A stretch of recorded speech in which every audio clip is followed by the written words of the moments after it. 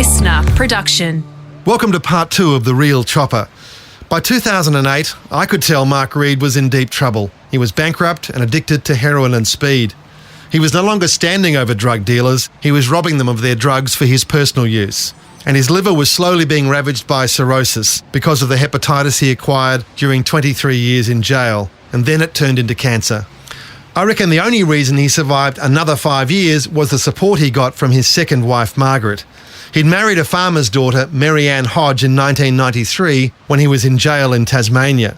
After his release in 1998, she'd borne him a boy, Charlie. But after the success of the Chopper film, Reed's violent alter ego began to take over their marriage.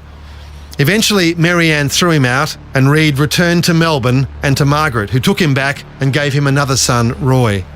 It was an unlikely romance. The ageing standover man and the small and fiery Maltese woman who loved him.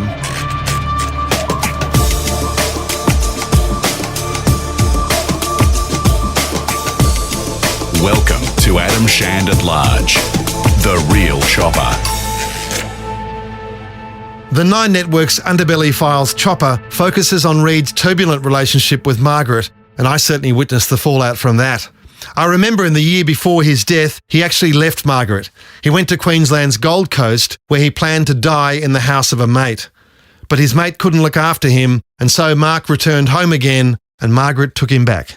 Aaron Jeffrey played Chopper in the series. I think the most important key for me was a love story, because it's a love story against all odds, you know, and to me that was really kind of the spine of this, you know, does love heal? I felt, knowing them in that period, that if anyone was going to kill Mark, it would have been Margaret. And yeah. You're right, it is a love story, and that he did need somebody else, and he wanted someone to show his vulnerability too, and to be Mark again. Yeah, and you need a very strong woman, and you need some, because, you know, I don't know, I'm just, you know, the character that I played, I'm presuming that the jail was a very safe place because you were confined and held in a cell. And supported by the prison guards that were quite often on your side and you got along with very well. In the outside world, you don't have that. And so Margaret would have been those boundaries, would have been those hands that held. And also, you know, the whole, when you spend half your life, most of your life in jail, the outside world is probably not the safest place. Can you understand now the affection for Mark Reed, for Chopper? I do now. I really didn't know anything about it at the start, so it's a journey that I've been on myself. Like the women in his life used to say, there was a gentle, kind and generous spirit there. He was very funny. I remember I spoke to a prison guard who spent 10 years with him, and he said he was out of the box. I'll never meet anybody like him again. After sacking Andrew Roper as his manager, Reed continued to write books and perform shows. There were rap songs and videos. One DVD crossed the desk of a mild-mannered executive named Andrew Parisi. Because you were one of the straightest guys I'd ever met, I reckon, at that point. I mean, in terms of this criminal thing, right? You were so naive about it, right? And you'd keep asking me these questions like, you know, is this safe? Is it, you know, I said, well, I think so. Yeah, well, because my background was basically, you know, I was in the music industry and managed, you know, acts. And, I mean, they can be like animals, you know, sometimes hurting animals, but not murderers. But not murderers. And, you know, I set up this label. I needed a big release to begin with. I knew the kind of power of the Chopper brand and thought it would be a good investment to kick off the label with that.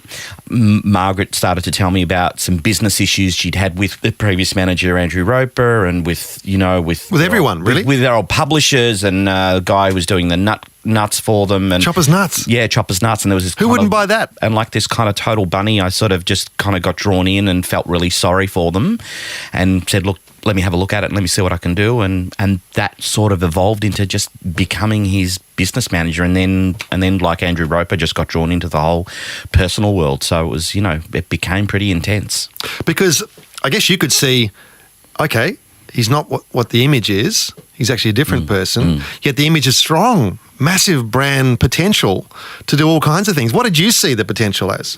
Yeah, for sure. I mean, what I realised, again, just with, and it was when DVD was a viable medium. But, just the title just flying off the shelves.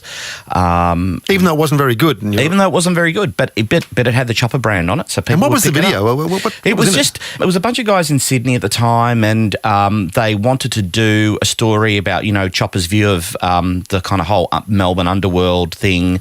And, it was really sort of poorly thought out, and I think they ran out of stuff to ask him in about 15 minutes. And then Mark just started telling his old war stories for about an hour and a half. And so what came next?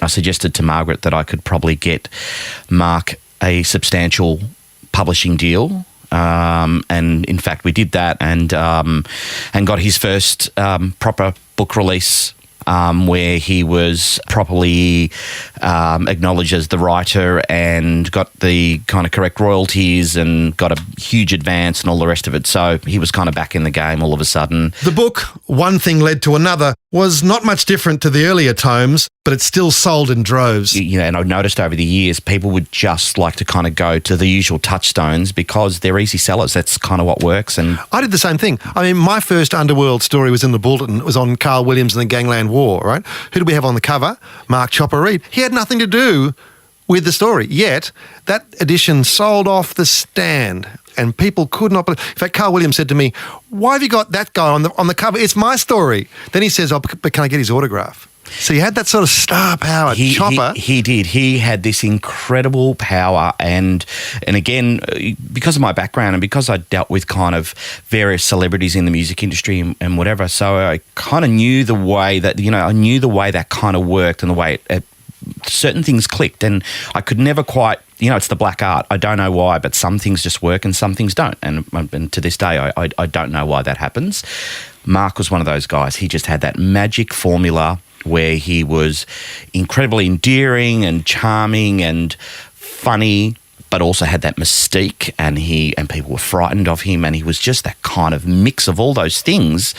And there would be hundreds of people turning up to his book appearances, and it would be mums and dads and grannies bringing their grandchildren in to kind of get to meet Mark Reed. And I'd be sitting there thinking, do you know why this guy is famous? Do you actually know why he's sitting here? And it was like he just became this cartoon character of himself. At what stage did you realise, oh my God, this is all bullshit? This is Mark giving them what they want? Oh, I remember when we were having those initial discussions about doing a book, and me suggesting that we kind of get into the nitty-gritty and tell the story that's not been told so far. And Mark was kind of pretty cool with it. Margaret was definitely concerned with kind of debunking the myth. My feeling at the time was that he's so entrenched in our culture that it didn't matter. It just didn't matter what he said or what he didn't say. People just wanted to hear what he had to say. So, and at the time, he was pretty straight with me, and he just said, "Look, I haven't done anything like that, and that's just been that was a current affair, kind of turning that into, and I've just played along with it, and I've never told them that that's not the case." But. And how much was he trapped in the image created by the Chopper film by Andrew Dominic? I think that was definitely it was definitely a trapping for sure. But again, I think at the time, and it was sort of interesting because he would do like little promo videos for whatever we were working on, and he would almost kind of emulate Eric Bana in his kind of doing his hello and, how you going sort of thing. And he would almost, which is really bit early for Kung Fu, isn't it? Yeah, all that kind of stuff, And Margaret would get really upset with him saying, why are you putting on that voice? But, he just didn't care. He was like, it works, and that's what pays the bills, and it was just a job.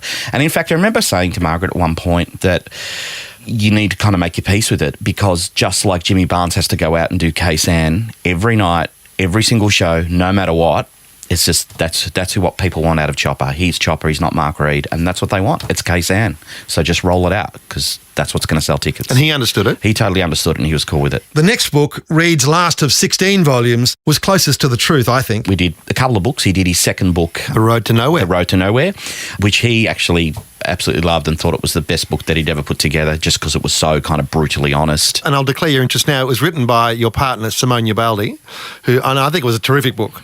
And I think that she was much less susceptible to the myth building, the bullshit. She wanted to get past that, past Chopper, and get to Mark. when I first suggested she should work with Mark on doing this book, she was really reluctant and just kind of went, oh, do I really want to work with a guy like that? And sure enough, to this day, she has just such a kind of special place for Mark in her heart,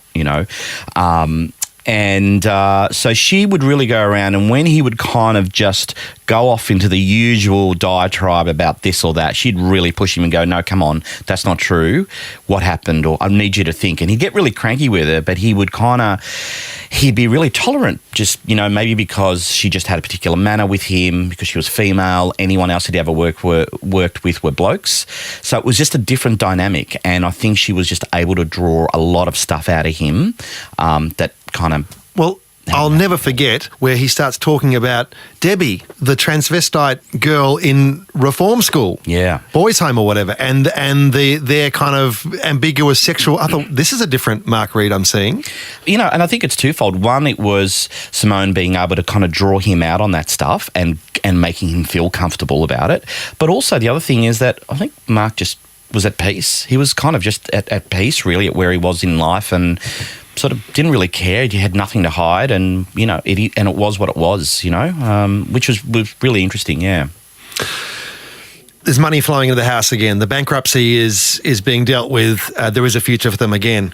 At the same time, the health is failing. What did you see your role? Because you were clearly more, as Andrew Roper was, you were clearly more than just a manager. You were starting to become his conscience, his mentor, his friend. I felt like I was a psychologist a lot of the time. I would spend countless hours on the phone with Margaret, just kind of talking her through what was going on with Mark, just with his illness and whatever. And it was a really scary time for them, he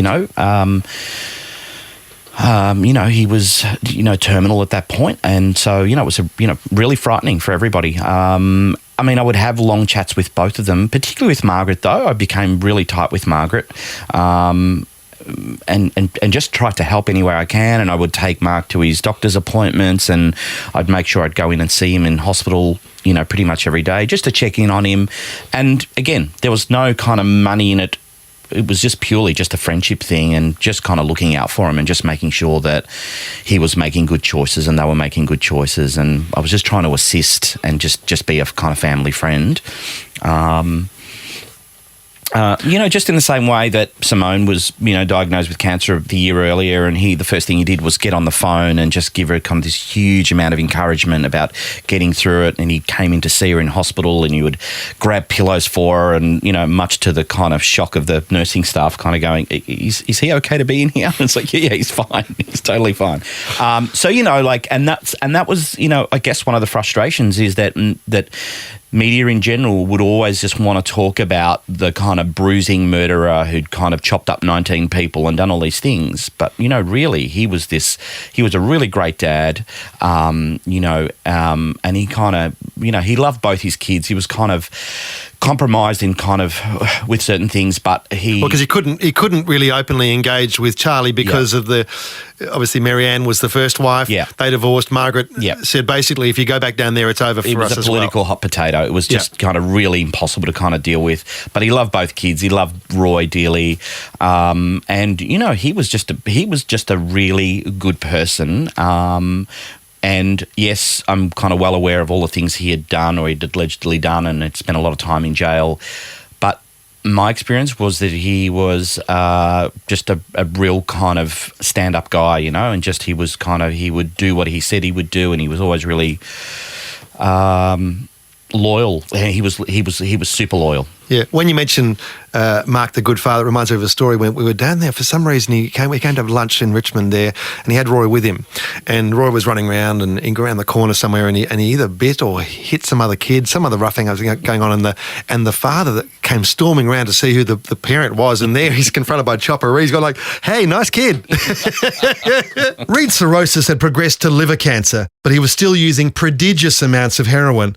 One fellow user told me he'd never seen anyone take more heroin in one session than Chopper. My experience was that he was in control, and so he would dabble when he wanted to dabble, and then when he didn't want to, he just didn't. Certainly, I've never kind of met anyone with the kind of iron will And he would just kind of go, right, I'm not doing this right now. And even I remember like going in and seeing him in hospital, and he would smoke a lot. He'd just, he'd be like 2 packs a day kind of guy. So I'd go into hospital and I'd go, oh, how are you coping without smoking? And he'd go, oh, I haven't even thought about it, and it was just, he'd just switch on and switch off. There was always a retinue of hangers-on who saw Mark Reid as a meal ticket. And interestingly, the same thing as what Andrew Roper was saying is, I'd see him dole out money to anyone. If he had money, he would just give it to anyone and just help anyone. And he'd always check with me and go, are you okay? Do you need any money? It's like, no, I'm all right, Mark. He's like, here's $1,000. It's like, no, I don't need it. And, that was the sort of guy. So it was just about repaying that and just kind of going, you know what, I promise you I'll just kind of look after you any which way I can. By mid-2013, it was obvious to all those who knew him, Mark Reid's time was running out. I got a call from Mark saying, I'm dying. I need to make some money for Margaret and both boys. I want to sell a story. And out of that came the famous 60 Minutes interview.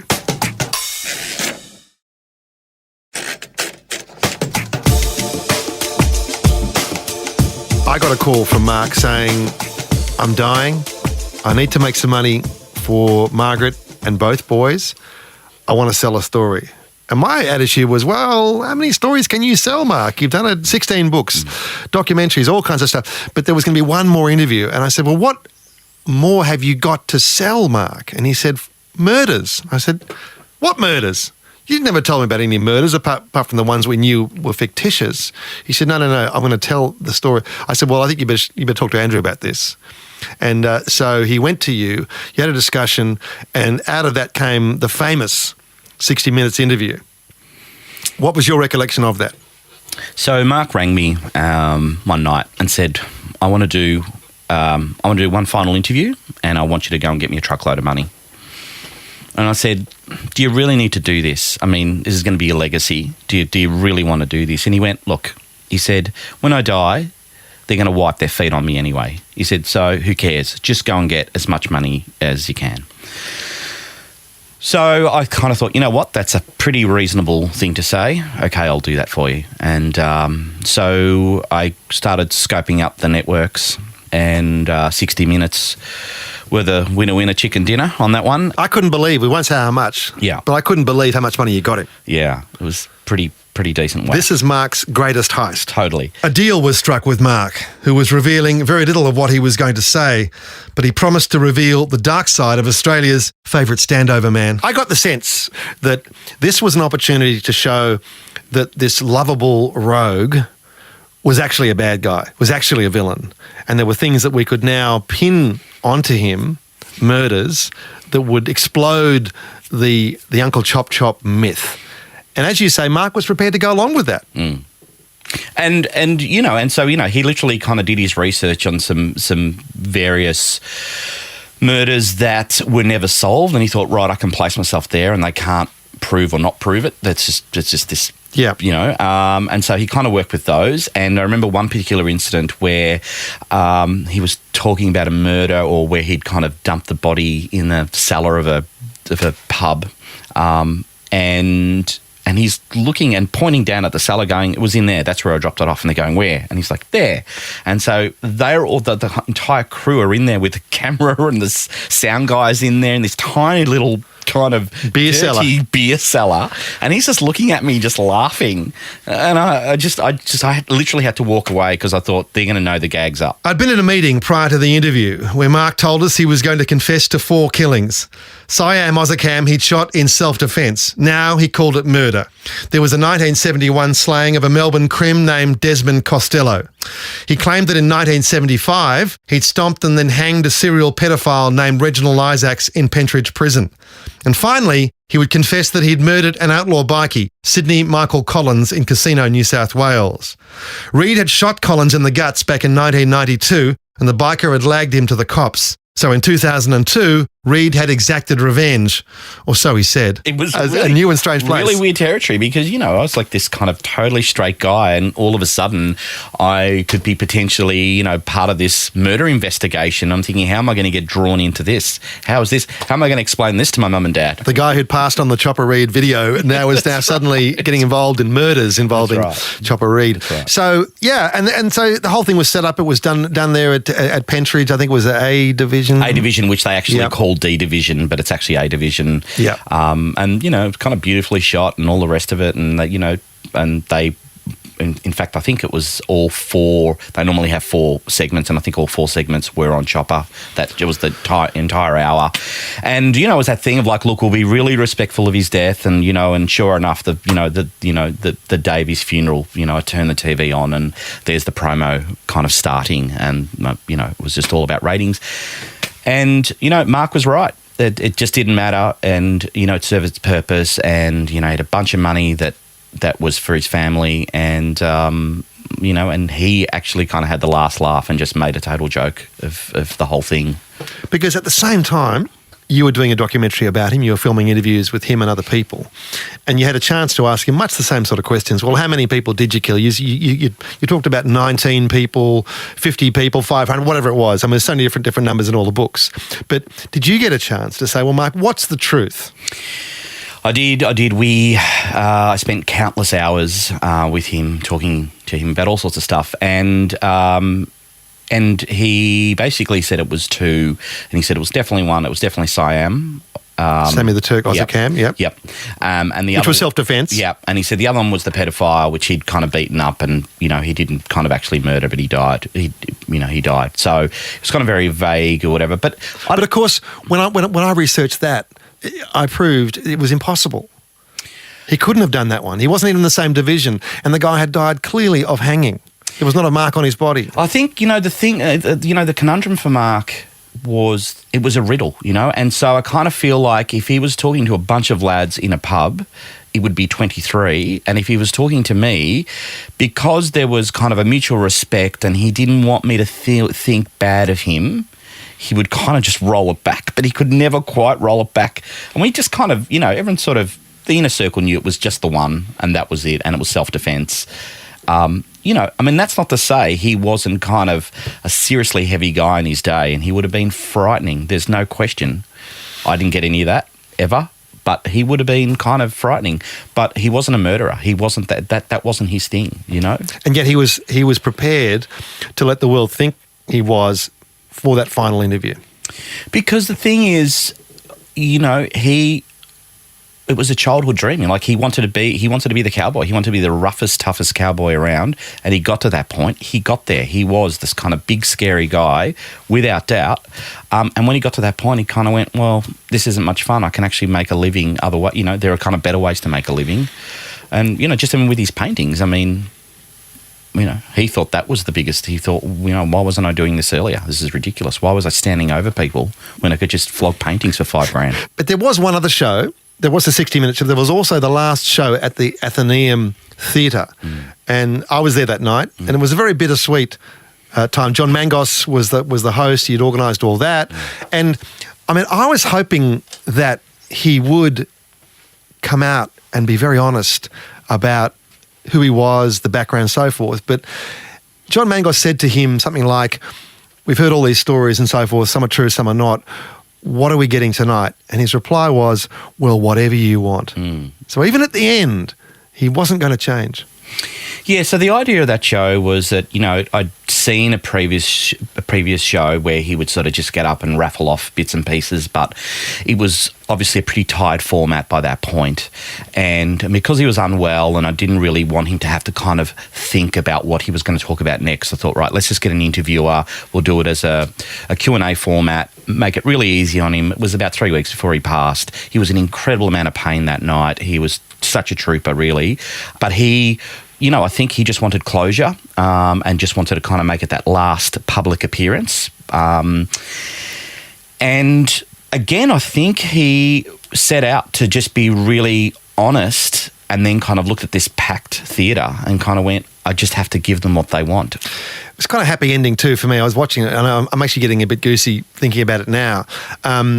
when he called Margaret and Roy up on stage, and you know, all the criminal bullshit just fell away. This is a family man who was confronting his own mortality and his hopes and fears, and his tenderness was on show. Absolutely, you know, and they were, you know, and they meant more than anything to him. You know, they were just, I mean, that was his safe place in the end.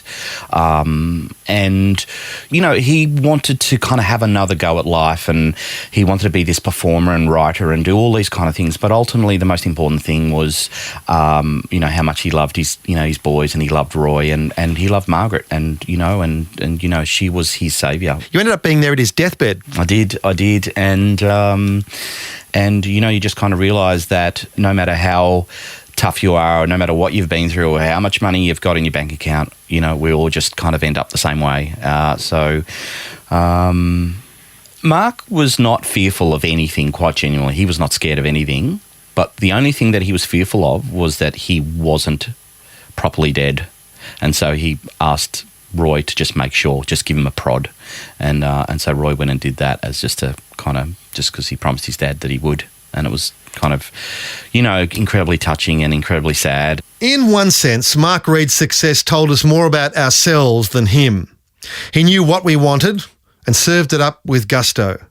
And even when Chopper told us his motto, never let the truth get in the way of a good story, we just chose to ignore it. When you asked Mark, is there a song or is there an image that you would like people to remember you by, what did he say to you? He started singing The Great Pretender by the Platters, and I just thought that was just such a beautiful moment. What mark do you want to leave on this planet? I was the Great Pretender. You miss him? Absolutely. He was such a great guy to talk to. Absolutely. You can read more of Mark Reed's story in my book, The Real Chopper, from Penguin Books. Thanks for listening. I'm Adam Shand. The producer was Sarah Grinberg. Mixing, editing and theme music by Matt Nikolic. Executive producer Grant Tothill. This has been a Real Crime production. Written and produced by Adam Shand. LiSTNR.